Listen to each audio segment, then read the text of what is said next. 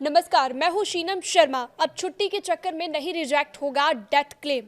EPFO ने नियमों में कर दिया है बड़ा बदलाव। पूरी जानकारी इस वीडियो में मैं आपको देने जा रही हूं। ईपीएफओ ने दिसंबर 2025 में ईडीएलआई स्कीम के नियमों में बड़ा बदलाव कर दिया है। अब जॉब बदलते वक्त वीकेंड और छुट्टियों को सर्विस का ब्रेक नहीं माना जाएगा और 60 दिन तक का गैप भी मान्य होगा। इसके साथ ही ईडीएलआई का मिनिमम पे आउट 50,000 रुपए कर दिया गया है। इन बदलावों से डेथ क्लेम्स के रिजेक्शन कम होंगे और ज्यादा परिवारों को इसकी राहत मिलेगी। ईडीएलआई स्कीम ईपीएफ मेंबर्स को मिलने वाला एक ऐसा इंश्योरेंस का कवर है जिसके तहत कर्मचारी की मौत होने के बाद उसके नॉमिनी या फिर लीगल एरियर्स को एक मुश्त रकम दी जाती है और इस तरह से इस स्कीम में कॉन्टिन्यूस सर्विस को लेकर नियम काफी ज्यादा सख्त थे।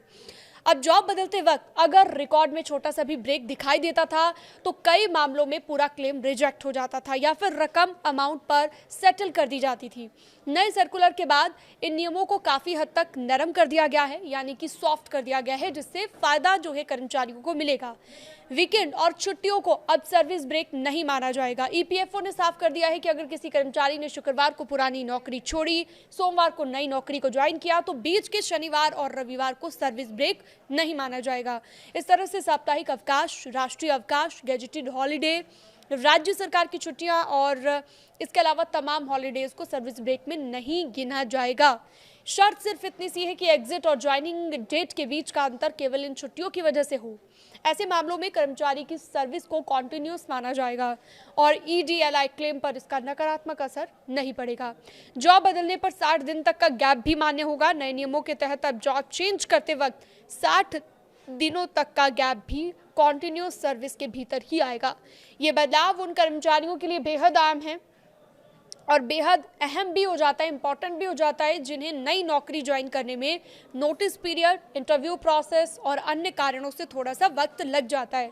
पहले ऐसे गैप्स की वजह से डेथ क्लेम्स कमजोर पड़ जाते थे, लेकिन अब ईपीएफओ ने इस समस्या को काफी हद तक खत्म कर दिया है।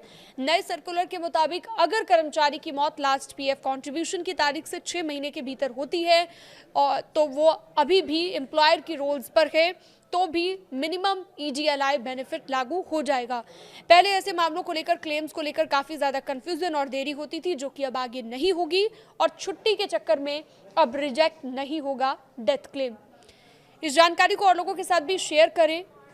आप हमारे चैनल को सब्सक्राइब भी कर सकते हैं। न्यूज़ 18 को आप सब्सक्राइब करना ना भूलें।